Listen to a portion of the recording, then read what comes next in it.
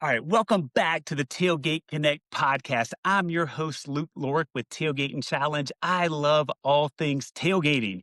In today's episode, we speak with former Rose Bowl MVP Tom Ramsey. We get his thoughts on how to get in to ESPN, thoughts on the 2026 football season, and what makes a great tailgate in his opinion. Stay tuned for more.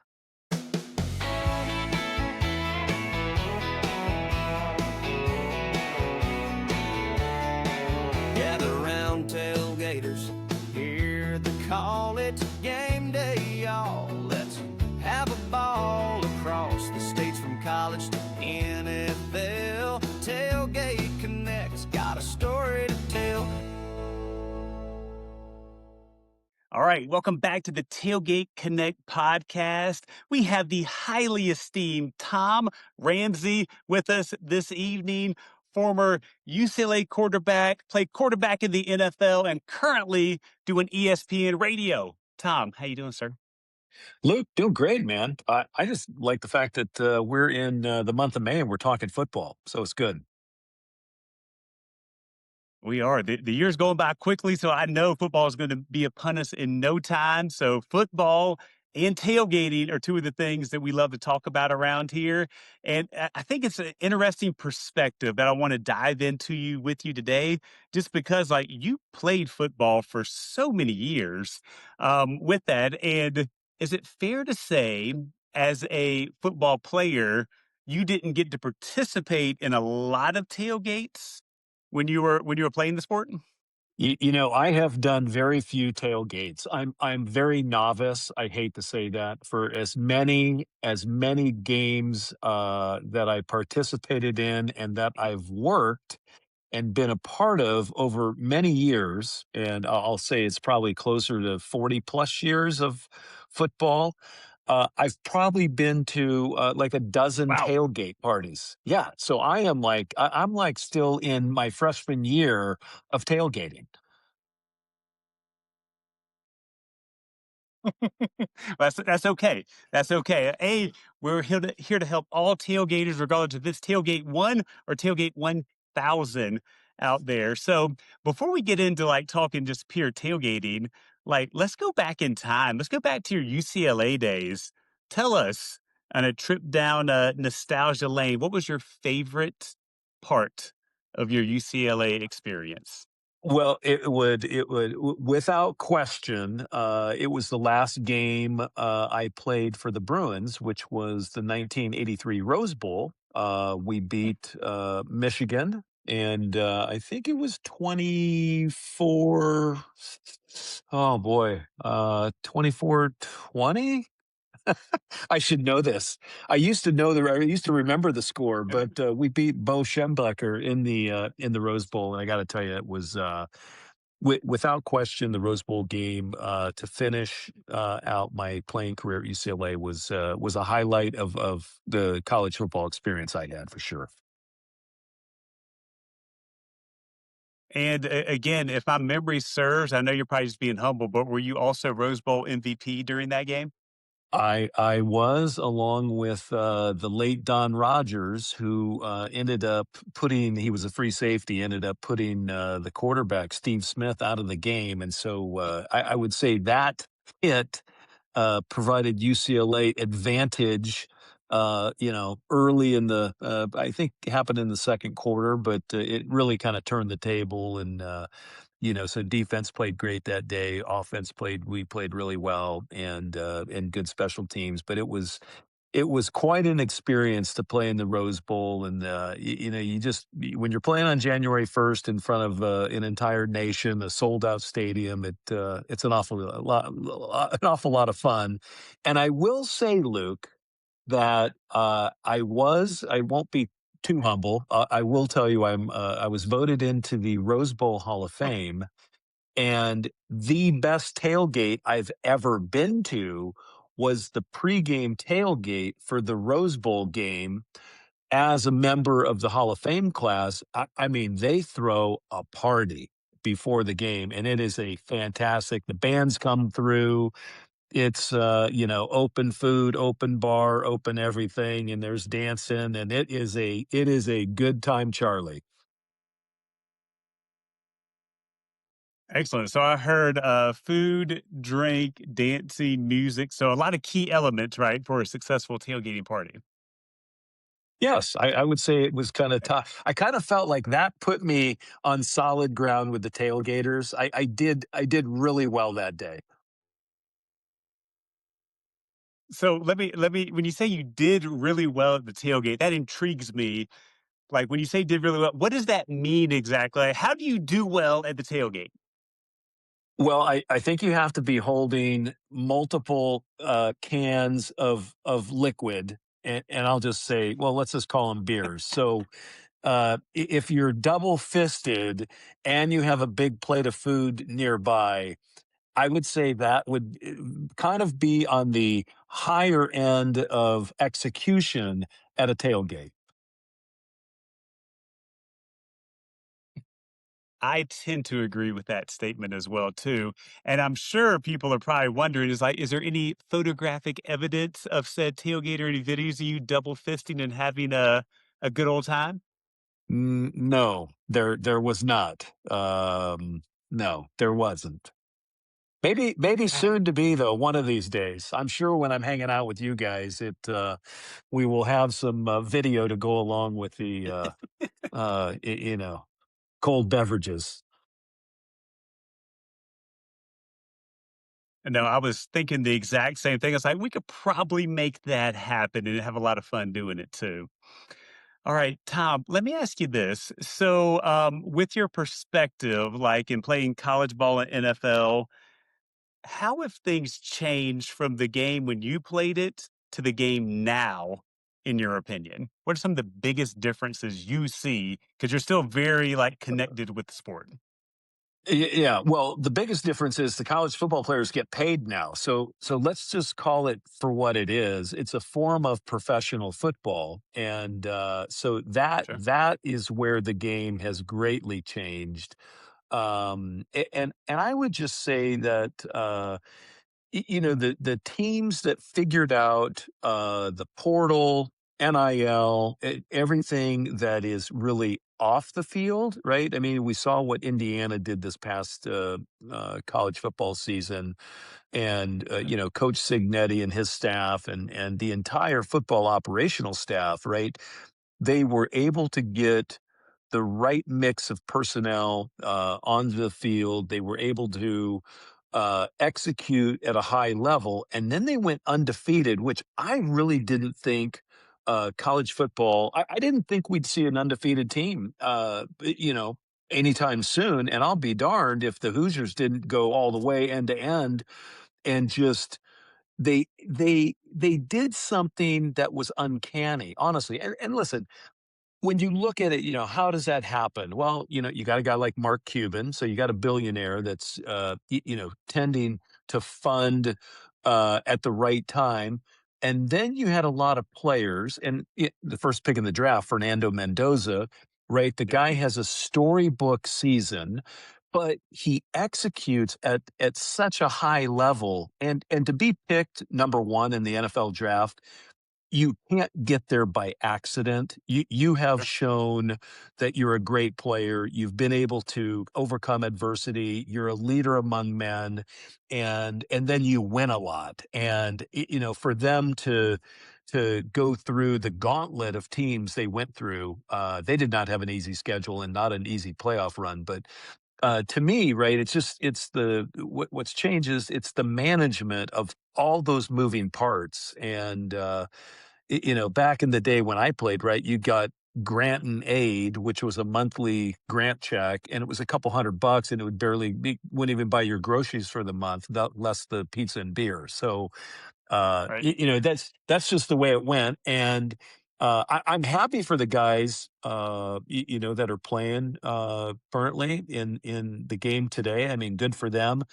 I think coaches have gotten to be a little more innovative, and the ones that are winning are really doing. It's beyond the football field, right? They have to get into the community. They have to raise they have to have good public awareness. You got to get the right character of person and player in your system. And coaches and players don't win by accident, right? There's a mission behind it, and it just takes a great deal of commitment. And it's been fun to watch over the last couple years. I will say the games I'm doing in college football these days, I scratch my head sometimes because the teams resemble an NFL team, how they're built now. Just personnel wise from kind of top to bottom. And depth is always an issue, but the teams that are really good figure that out. Agreed. Agreed. Now, as we're going down that pathway here, what are your personal thoughts or perspective on where we are with things with NIL and with transfer portal? Do you think it's going to remain this Well, way? Do you think there's going to be any changes in the future to like just the mass exodus you see like year over year from teams with players? yeah, I think there has to be. Really, there's not a lot of guardrails right now, right? And that's kind of Right. part of the system and part of the problem. Some coaches, I'm sure, in some schools would say. I think just in general, I don't think it bodes well for continuity, right? I always look at college football and even pro football for that matter. The teams that win have a lot of continuity in the organization, typically. Like coaches have been there for a set period of time. They have established coordinators. They have established protocols within the organization or the program, and then they execute back against those kind of expectations. And so um that how they navigate, right? They have a bigger staff now. You got to have deep pockets. I'm afraid though that the top 20 teams we see every year in college football, you're going to see 15 of those teams every year. And maybe 5 will cycle through, right? And James Madison got into the playoff last year. And I would not have thought that would have happened. But I'm kind of interested because Bob Chesney coached that team, got him to the playoffs. Now Bob Chesney's at UCLA, my alma mater. I'm like this. Go Bob. Let's go, man.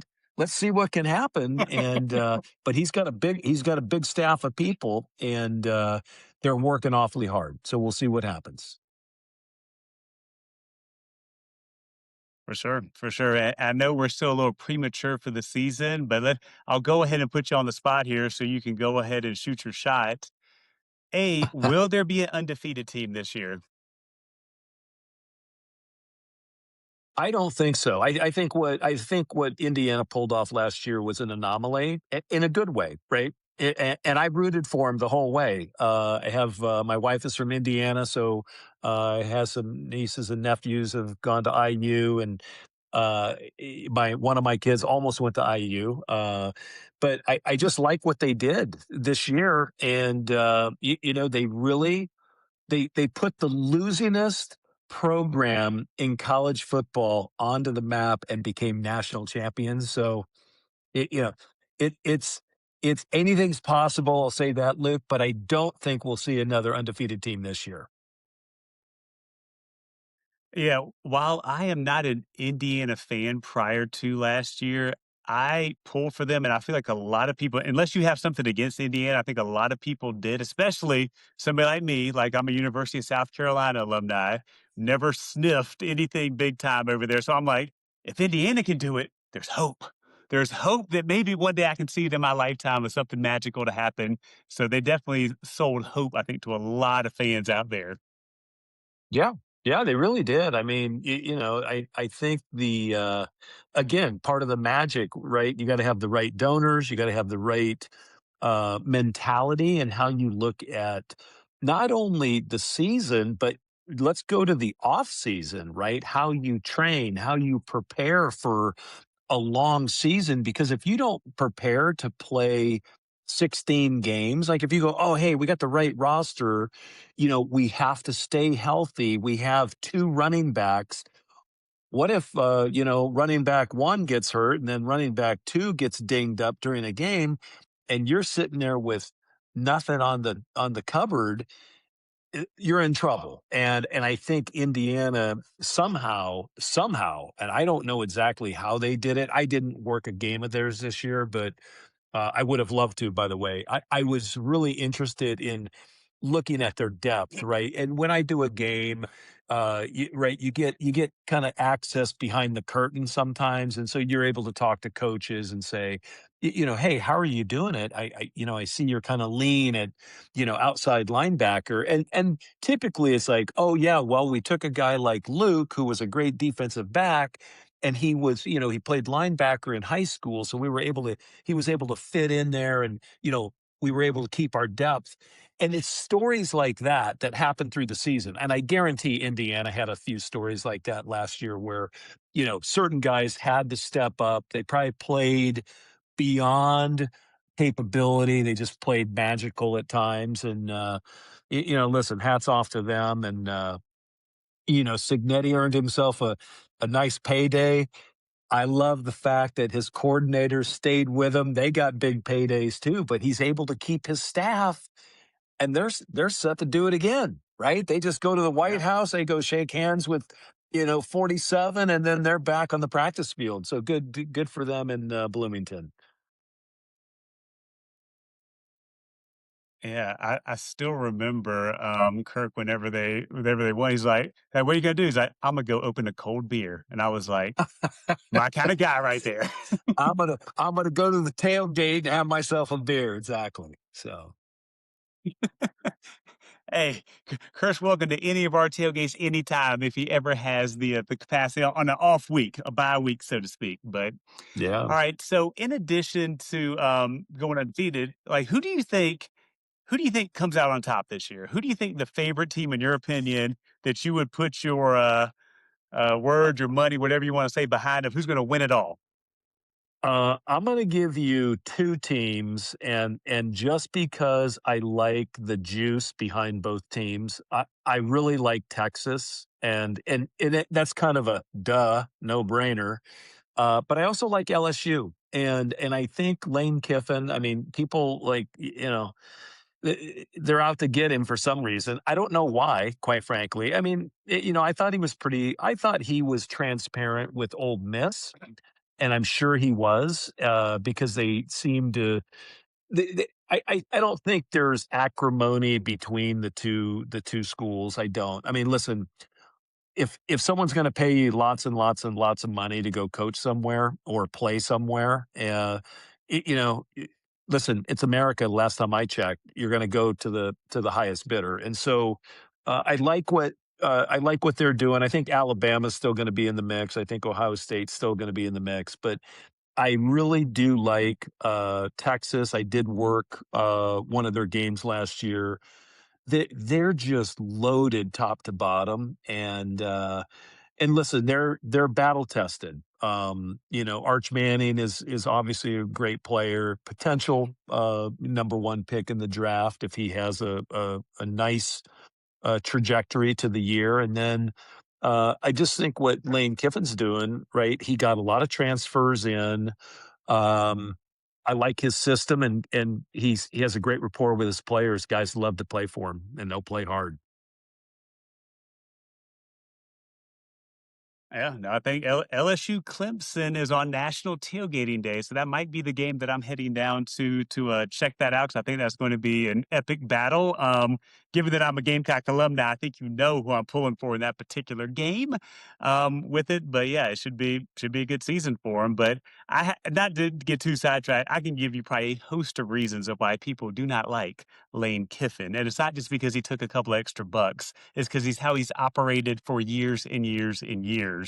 But again, I'm not behind the scenes with it. It's the stories that you hear in the media. So maybe there's more to it. So I always want to give somebody the benefit of the doubt. But I'm like, I can see why some people might give him a hard time with maybe certain moves and things that he does within the football stuff. But again, you can't knock success. I mean, say what you want to, do wins. He wins. So there you go. Yes. Um, People don't I'll like Bill ask you this Belichick too, either. since I'm a So Gamecock guy.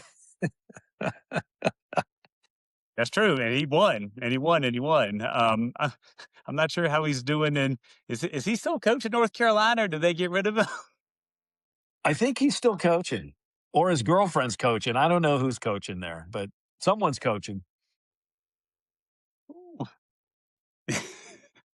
What are your giving up a Gamecock guy? What are your thoughts on Lenore Sellers and the Gamecocks this year? Do they have any chance to do anything? Sorry, Luke. Secret ballot, secret ballot. It's just, I'm not impressed. I hate to say it. Okay, okay. I guess we will have to see. We'll have to see where the season takes us, right?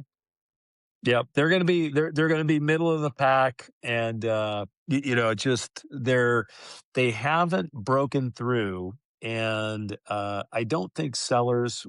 For some reason, he got sold in really high. The stock came in really high last preseason, and Oh yeah. what I had seen was I wasn't buying the stock, and a lot of my cohorts, a lot of ESPN talking heads were like, "Oh, this guy's gonna be a number one pick in the draft." What? Like, let me see a couple completions and let me see the ball. It actually accuracy still counts playing quarterback. And I always say that to people, and I say it on air all the time. So if you listen to me, it's like, and I've heard Troy Aikman say it many times, like accuracy matters as a thrower. Like you have to be on target. If you're off target, bad things can happen, right? Tip balls become interceptions. There's all kinds of bad news. But not to go too deep on your Gamecocks, but they are my favorite USC too, by the way. So Hey, we got that going for us, and nothing else, right? that's right. That's right. All right. So if we pivot over into now some of your TV radio career with that, I know you get some of the behind the scenes access with maybe coaches, players, and learning some different things. Has there ever been that one moment where you're like, "Wow, this was a really cool or enlightening experience that people on the outside, like me, maybe watching on TV or something, wouldn't know, but really resonated with you"? Oh yeah, I mean, so many times. I'll give you a sampling. So I worked at Fox Sports for quite a few years, about 16, where we were doing the last game of the day, and at the time it was the Pac-10 game of the week, and it was the last game of the day. So many times, if you were on the East Coast, it came on very late because it was typically an 8 p.m. West Coast kick, so 11 p.m. East Coast kick. Uh, and and then the last 16 years I've worked for ESPN. But I'll say this: I've asked coaches, head coaches, every time I've sat down, and for probably 5 years.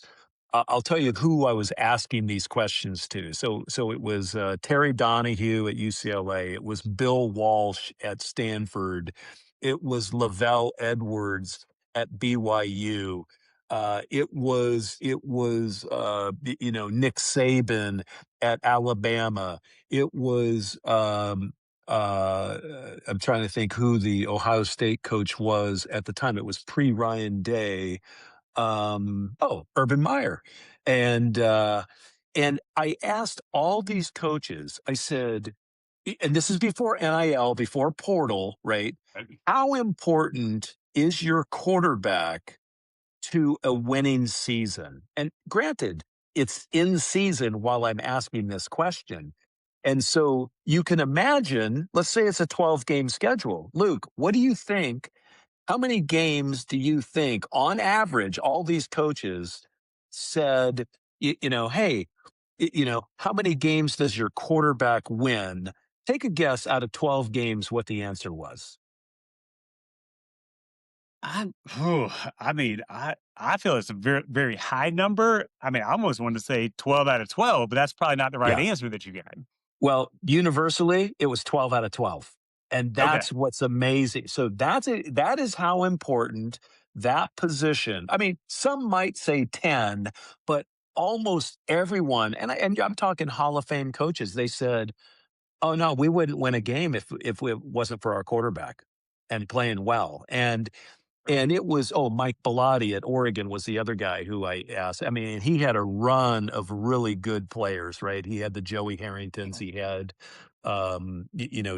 Keely Smith and others, and just there were some really, really good established players. But I was blown away. Mac Brown said the same thing. He had Colt McCoy playing for him at that time, and they just those guys were the trigger guys, and that's why the quarterbacks get paid the most in the NFL, and they get paid the most in college football as well. And I wonder if that question was posed again to top college football coaches, would it still be 12 out of 12 or would it be 10 out of 12 or something where defense can come in and maybe they put a little more weight on some other aspects of the team? I'm guessing 12 out of 12 still. Okay. I'm guessing it's going to be every game because when you analyze a game these days, you get 10 to 12 possessions, you get 60 to 70 plays. Every play matters. And if you screw up a set of downs, all of a sudden you're like, oh, that's one less possession we have. And now, oh, what Right. are we going to do now? And oh, does the other team play up tempo? Do they slow down? And if the other team's an up tempo team, sometimes you don't see the ball for a quarter. Like, and if you're sitting on the sideline, right? The best way I've always said the best way to defense Patrick Mahomes, right? Keep him run the ball. On the Keep bench. him on his own bench because once Yeah, he's on the field, then he's going to start making plays, and you got to keep those guys at bay. And the best thing to do is have a good run game and have some good defense. I don't disagree with that. for sure. All right. So Todd, there might be some people listening that are interested, be like, man, it'd be like they want to get into radio or sports television. What Yeah. advice would you give them? Well, it's interesting. I mean, my path was obviously through the player door or the former player door, and so that is the one way for an analyst to get in.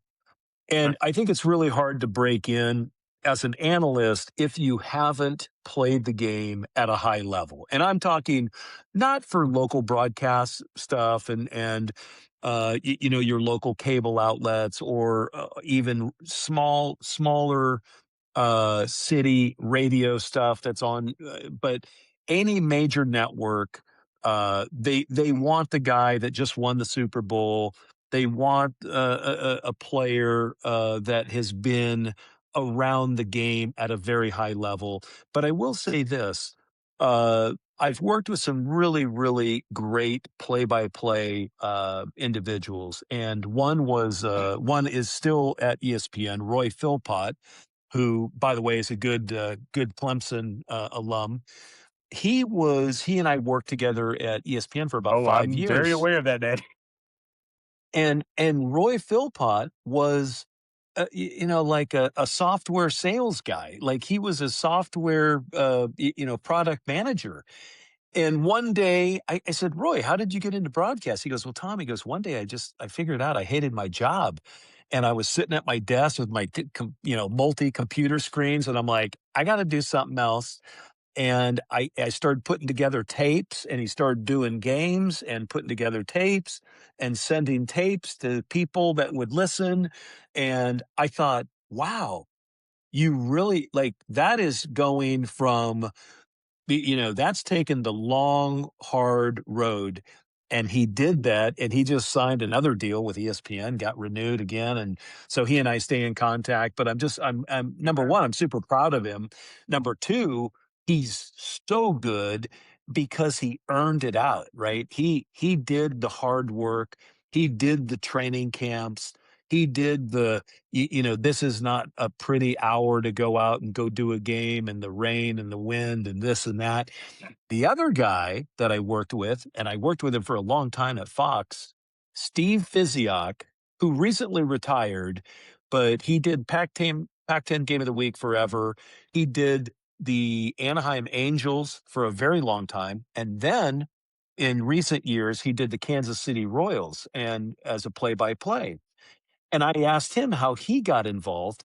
He did his high school announcing And he told me a story one time. He had to sit on top of the press box because they didn't have seats in the press box for him.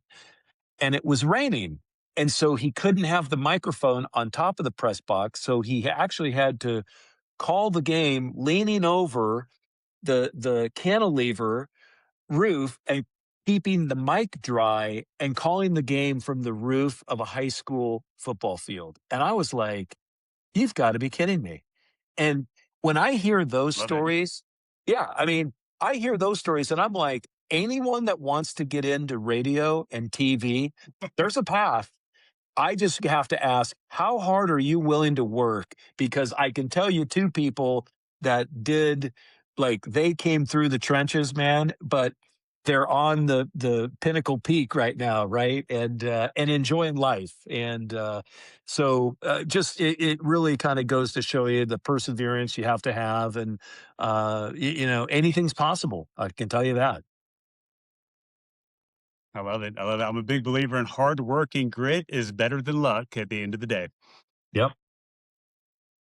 All right, Tom, we're going to wind it down with 3 questions I ask every one of our guests on here. You're at the tailgate. What is your favorite beverage to have in your hand Oh, it's a or 2 cold hands? beer. Oh, it's a cold beer. Let's just have it's got to be ice coming out of the ice, man. It's And and Tom, what kind of beer? So let's get real granular. What kind of oh. beer do you want in your hand? Oh, well, if I'm at a good tailgate, I imagine there's an IPA or two. And listen, I'm a guy who likes a cold Guinness too. I will drink a Guinness because as you're standing there, I always say there's a sandwich in every Guinness. So I kind of feel like I'm also getting not only hydrated, but I'm getting fed as well when I'm having a Guinness. So I'm that guy.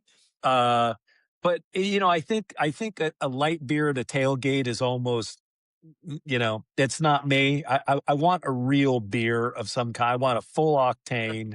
Give me a 7%er. I know Guinness is about 4.5. So I'm kind of taking a step back, but it is still a good tailgating beer.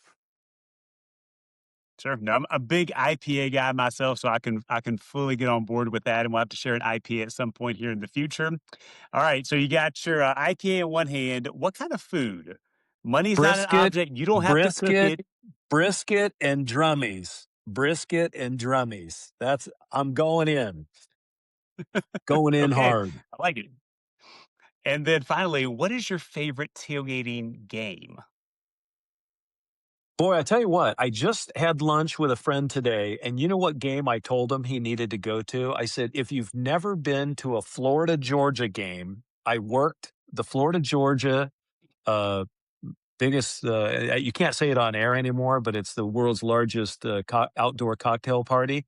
Yep. I'm telling you what now, that and LSU, I've done games down at Baton Rouge, and walking through the Baton Rouge tailgate, I've been to the Old Miss. I'm like, Baton Rouge. They get there early. They party down. They get it going on there. And but I kind of like SEC does it pretty good, I will say. But the Jacksonville Georgia game is quite the scene. Beautiful. Those are definitely good answers there. And with that too, at the tailgate, like, do you like to play games like is cornhole, beer pong? Do you have a favorite game to play at the You, you, tailgate? I can hold my own at cornhole. It's not I'm a tennis guy, so I tend to like the ball moving quicker and faster. You Sure. can't really do that at a tailgate.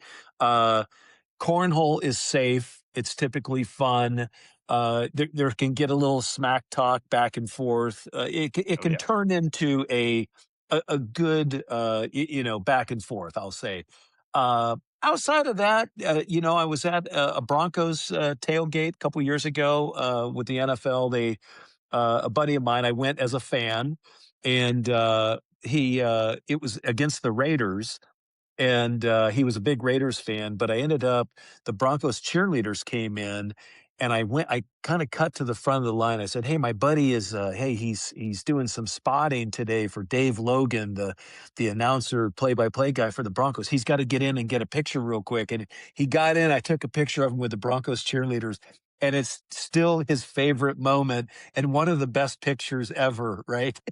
That was taken. And he was a Raiders fan, which was kind of funny, but I shoved him in the picture real quick, and it was still just a classic moment. Yeah, this is the fun that sports and tailgating brings out, lifelong memories, which is why we love it. Oh yeah. All right. Well, Tom, tell people where can they find you on social media? Do you have like some of your past streams out there? Where can people find you to hear more from you? That's good. I mean, in the fall, it's ESPN Radio, typically a top 20 game, so afternoon games. I'm part of that roster of announcers that get games. Instagram, fish, and football. Real simple. Just love to fish and love some football. So I don't post a lot, but I follow a lot of people, so it's fun. Excellent. Well, this has been fun. It's been a pleasure getting to know you a little bit more today, sir. So, for everyone that's here and still listening to us, we thank you for listening to the end of the show. And if you're looking for that easy button tailgating experience, check out tailgateconnect.com. We got easy button tailgating across the nation, and we hope to see you at a tailgate soon. Have a good one. Tailgate Connect.